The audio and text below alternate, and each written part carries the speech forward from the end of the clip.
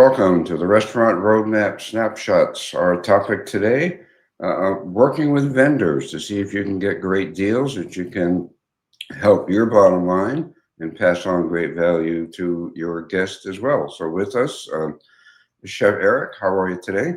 I'm doing fantastic, Danny. How are you? I'm doing great. So, we always tell our people, our clients, food cost starts with your vendors.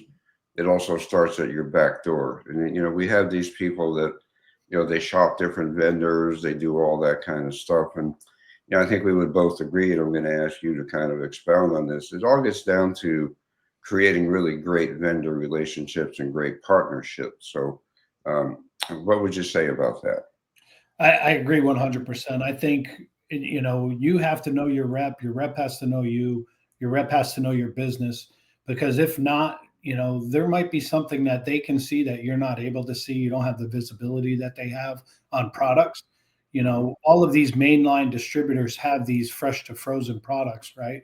So think ribeye, think, major protein items that they bought 16 pallets and they were able to move 14 of them, so they have two pallets that they're either going to have to put in their freezer or they want to sell at a little bit of a discount. Now you can get something like that. You can pass that savings along to your guest, or you can charge the normal amount and you can really help your bottom line at the end of the month that month, and push your profit to a bigger margin. Yeah, and just staying in tune with them, whether that's seasonal products, like you said, products that they're an end of a lot. Also they have these contracts with these bigger customers. The bigger customer changes their menu, and all of a sudden the vendor's sitting on 20 cases of something that you can use, right? Um, Absolutely. and then get to a point where you have a relationship, which I think you would agree to and have done in the past, where you're kind of the go-to for, hey, I got this, I'll give you a great deal. And, establishing that partnership versus shopping around, I think has long-term value, right? Absolutely. My rep at the last operations job I had, my rep had my cell phone number. He would text me, he would call me, he would say, "Hey, I got, 5 cases of X and I need to move it. What can you do anything with it?" And we Right. had the ability to do daily specials and weekly specials. So we were Mhm. able to move a lot of product for him. So we got a lot of Mhm. great deals in the end.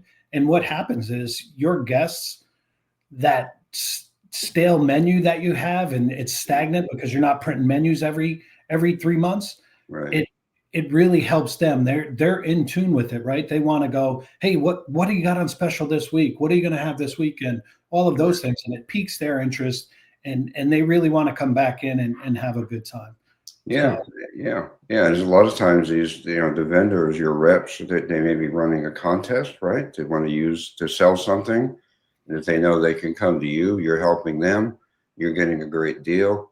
And I think the other thing to note is that when you can do these things, A, it helps your costs, it gives you greater values to your guests, but it also makes for really great marketing, social media. Hey, what's new? Hey, this is coming. And it creates buzz, right? So it all very much interacts and just helps everything through the whole system, right?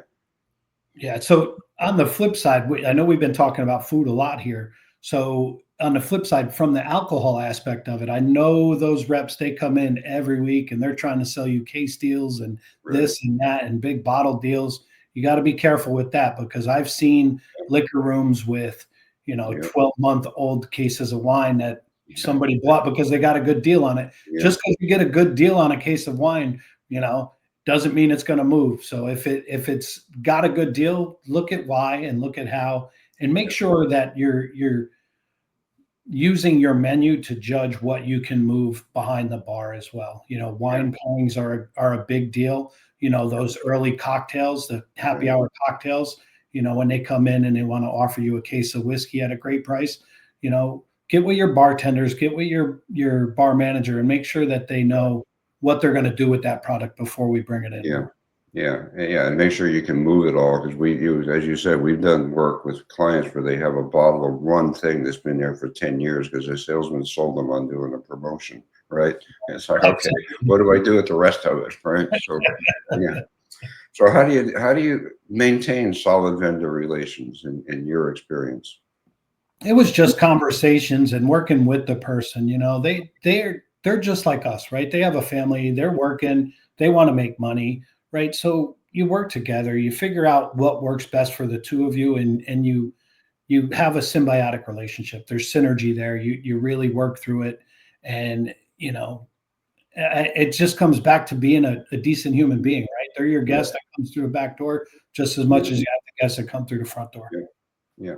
Yeah, and I think you have to, again, it's a balance because you want to do things where you're cross-checking those checks and balances because you want to keep people honest, but you want to have that solid relationship. And I think any good sales rep or any good company will understand, that's just the way you operate, right? So any Yeah. tips on how you negotiate your deals with your vendors, Um, mainline produce, seafood, whatever? Yeah, I say you go to an 80-20 type relationship. So if you have two mainline distributors, 80% goes to one, 20% goes to the other. It keeps them both hungry to keep those margins where they are or expand them in the 20% distributors range. And then, it really helps you. And for produce, it's not so much about the driving the best cost. It's about getting the best product, right? So Right, make sure you're checking that produce when it comes in the back door and sending right. back what's not right. Because if the driver has to take back 2 cases of tomatoes every time he comes to you, he's going to check on that truck and make sure you get the two best cases of tomatoes. So Yeah. he's not bringing them back. Yeah, and if you don't, he knows where he's going to drop off the 2 cases of tomatoes that got rejected from the last stop, right? Yeah, Exactly. yeah. And I think other things, looking at potentially getting involved in some purchasing co-ops is a way to help you with helping your costs and still maintaining decent relationships. Night drops, I think people sometimes consider that because, you know, vendors would rather do a drop off at 2 in the morning and stay off the freeways, and you can get sort of a pricing advantage if you do things like that. So, be creative, talk to your vendors. They'll work with you if they're good people, and they want to help you succeed, right? So, Absolutely. yeah. All right. So I think we have some pretty good information for our people here. So I want to thank you, Eric, for being a part of our snapshot today. And remember, everybody, send us your feedback, info@therestaurantroadmap.com. Suggestions, if you have questions, we're going to be answering questions in a podcast. If your question is chosen, we're going to organize a way for you to have a free consultation with one of our consultants. We are here to help. If there's a topic you want us to talk about, let us know. And again, Eric, last words real quick before we go. Yeah, just be a good, decent human being to your vendors, and they'll return the favor. Absolutely. All right. Thank you again, everybody. Thanks for listening, and we'll be back soon. Take care.